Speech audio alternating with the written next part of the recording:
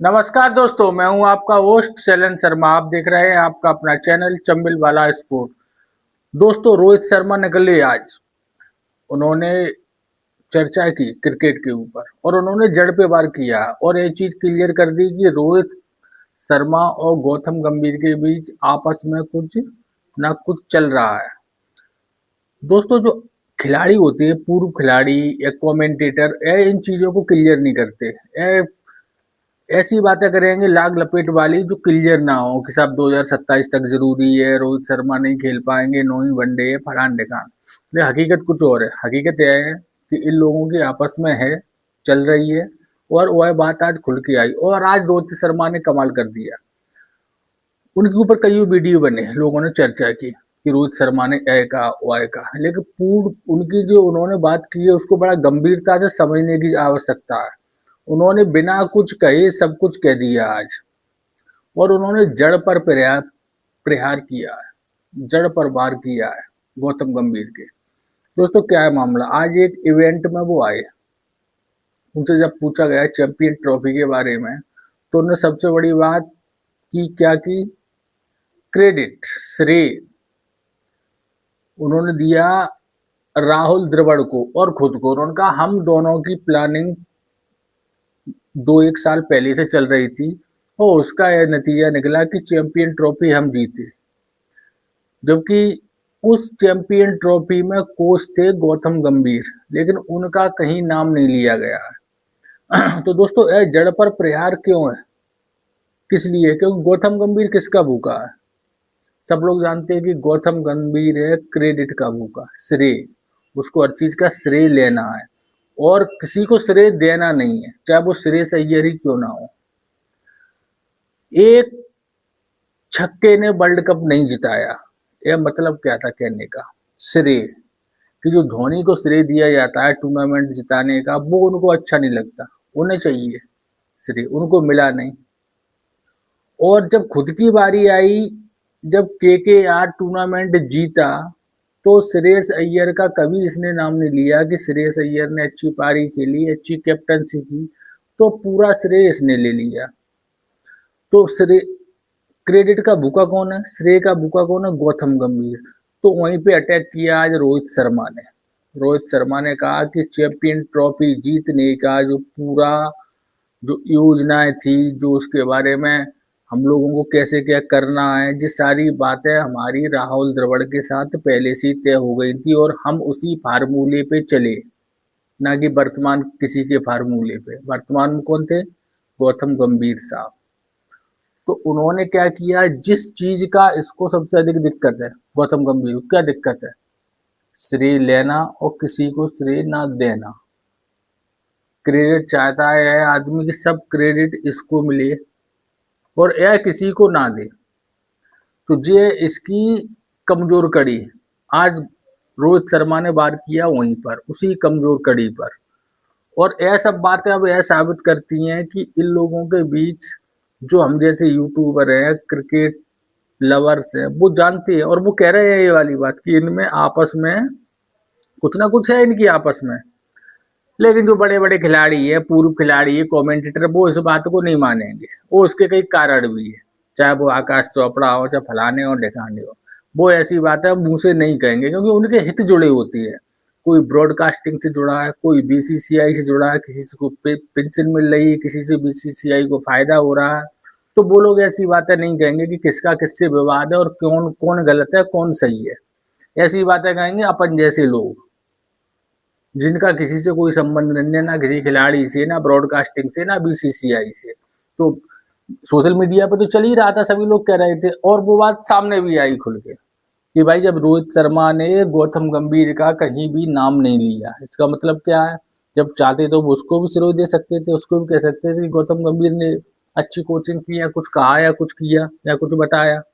लेकिन उन्होंने साफ कर दिया कि नहीं, बात है। और भविष्य के लिए भी उन्होंने कह दिया कि साहब, ऑस्ट्रेलिया टूर मुझे सबसे अधिक पसंद है, और उनकी जो बातों का कुल लब्बो लबाब जो निकला था, वो यह है कि अब सारी बातों का जवाब वो देंगे अपने बल्ले से, यानी कि वो यह युद्ध लड़ने के लिए तैयार है। वह पीछे नहीं हटेंगे। उनकी बातों से यह चीज निकल कर सामने आई है। और साहब क्या लग रहे थे रोहित शर्मा, सबने देखा आज। उनके साथ संजू सैमसन थे, श्रेयस अय्यर थे। उन दोनों से अच्छी फिटनेस और पर्सनैलिटी उनकी लग रही थी। यह बात बिल्कुल क्लियर साफ साफ दिख रही थी। उनसे पतले लग रहे थे वो, सुंदर खूबसूरत, और स्टाइल तो उनकी है ही, वो है ही। यानी कुल मिलाकर उन्होंने कमर कस ली है। और यह एक आवश्यक भी है, क्योंकि उनके उन्हें मालूम है कि साहब उनके पीछे खरदूषण जैसे महाराक्षस दो पड़ चुके हैं। एक वो बिल्ली ऐसी आंखों वाला आगरकर, और एक जो गौतम गंभीर, श्रेय का दाता, श्रेय लेने वाला हर चीज में। तो उनसे निपटने के लिए अब तैयारी तो करनी पड़ेंगे भाई, हथियार तो तैयार करने पड़ेंगे, जब भी आप युद्ध लड़ सकते हो।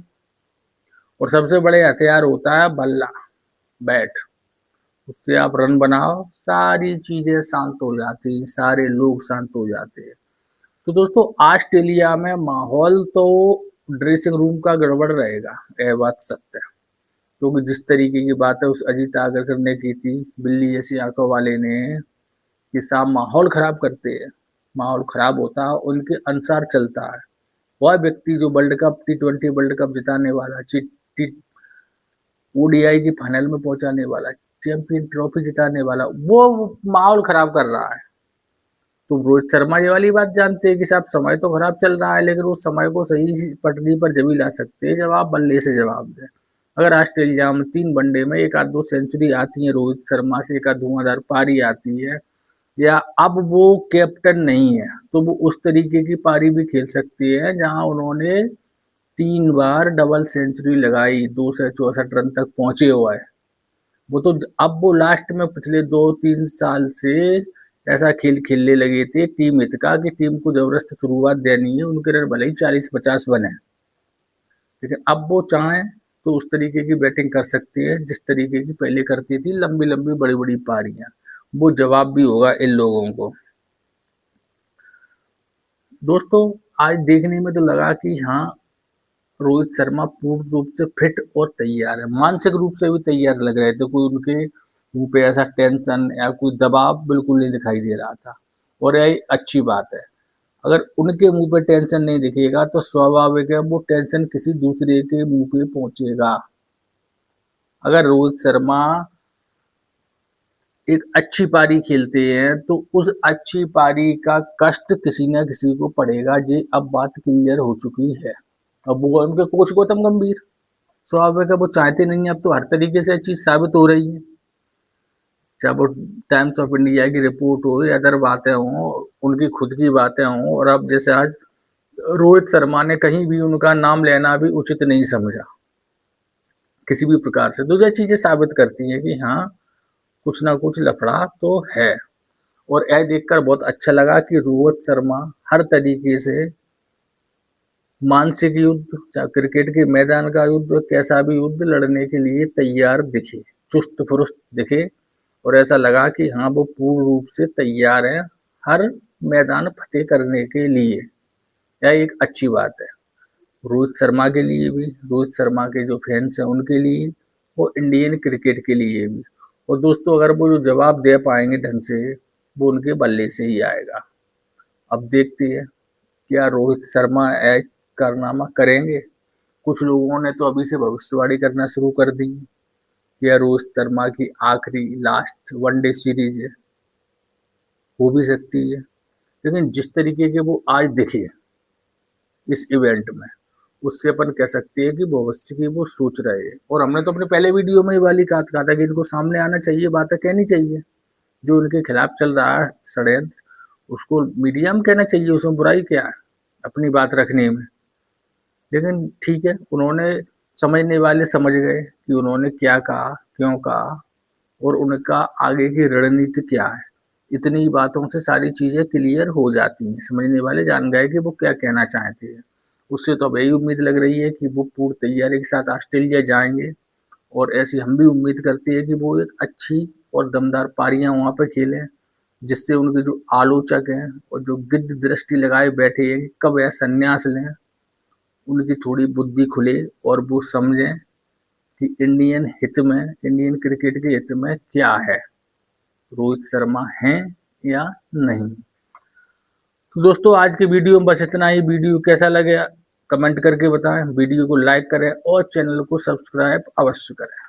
धन्यवाद।